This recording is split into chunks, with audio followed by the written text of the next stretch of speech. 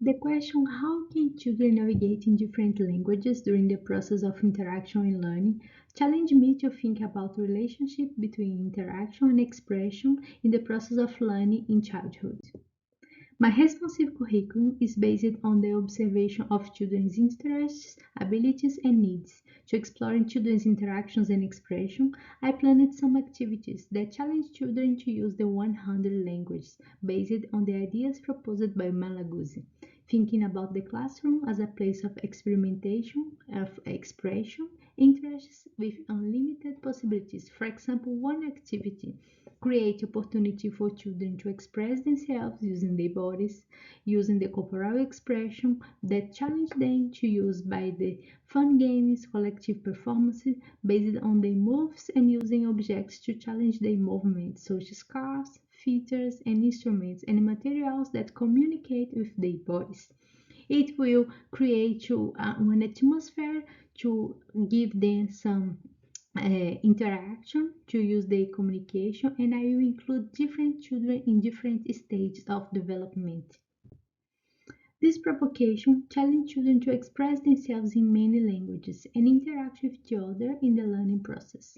To put children in the center of the learning process, it is vital to ask them before make decisions about routines and projects and validate their opinions. It could be more potent, for example, if I construct corners and areas based on their interests and observations without gender bias, following the feminist pedagogy described by Patini in 2015.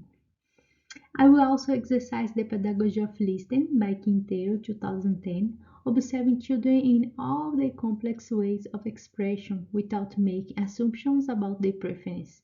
After these observations, I will create and change activities considering the critical reflection and the reflective process of planning, creating questions to guide my modifications. For example, how are children use the resources?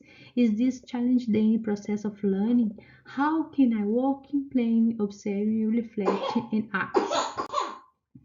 My observations will give me material to provoke children by asking them open-ended questions related to what they are experiencing doing by these activities. For this, following that what Brunner wrote about collaborative process of creating shared meanings.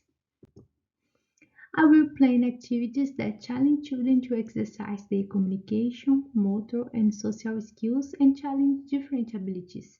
This vision based on the holistic approach. Thinking about diversity, I will organize in my curricular practice, including activities that enhance children's cultural backgrounds.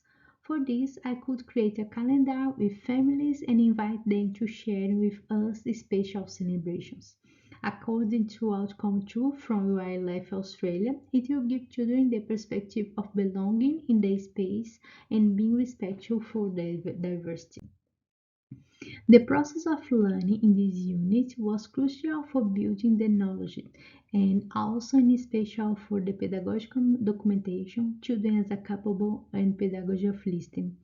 The readings and the opportunity to talk with my colleagues gave me a practical perceptions.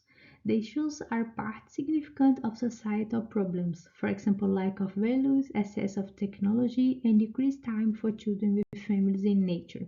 For this, I could associate my previous learning in young children's development with strategies to support children facing these challenges. Modesto Jr. and his ideas about learning process in children are essential to guide my interpretations in my pedagogical narrations. Children, for him, children learn in different ways. Understand the difference in learning styles was so important for educators not to label students to try to interpret each child considering their uniqueness. Sometimes, as educators, we can be blinded by checking the developmental milestones and forget to consider each child's stories and particularities. It also does not consider cases, for example, when children were affected by elements like come from a different background or violent refugee situation, which could directly impact the expected developmental milestones time. For this, I need to be very mindful to consider and include all children in my activities and in my curriculum. After this unit, I saw the importance of understanding how children 3 to 5 years learn and develop and challenge them, considering the importance of play as the aspect that came as a crucial to develop my practice. Brooke, Blaze, and Edwards' article, 2014, they say the play is a central activity for children, and it helped me to think about how to prepare the environment for playing and how to interpret it, and how to interpret the early years learning framework Australia that is play-based learning. And I could say play is not one leisure activity for children. It is how they express, learn, create meaning, and interact with the world. And if I had a solid comprehension of play, I can be a teacher that connects with my children's universe. The concept of 100 language that were being discussed in this unit, I could help me to rethink about how to connect my pedagogical practice and how to explore it through my observation process.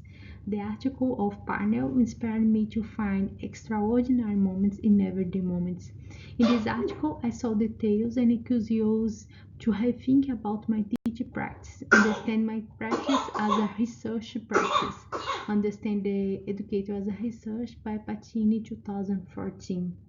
This educator can understand the complexity of each child. The idea of Quintero 2010, what they said about children, gave me insights into theoretical connections. He said, children have something to say. Children are consummate communicators. This concept is essential to understand the nature of children's development and the strategies I use as an educator. And also, it helped me to understand how to connect with the image of a child. If I had the image of children as a capable learners, I will listen them, and I will listen them as a effective communicators too. And I will do a good observation because I will understand them as a capable to communicate with me and with each other. And I consider this in my process of observing, planning, and reflection. This unit, in particular, the concept of pedagogy of listening, developed by Rinaldi 2001, challenged me to look at the children during the documentation process, opening my perception to see the learning holistically. Furthermore, listening as a deep connection with others was an invitation to listen more and use this information to reorganize my perspectives and recognize individual references. It was powerful and inspired me. I am sure that pedagogy of listening will come with me in my journey as a teacher. These are some references I used, all references I used, and thank you.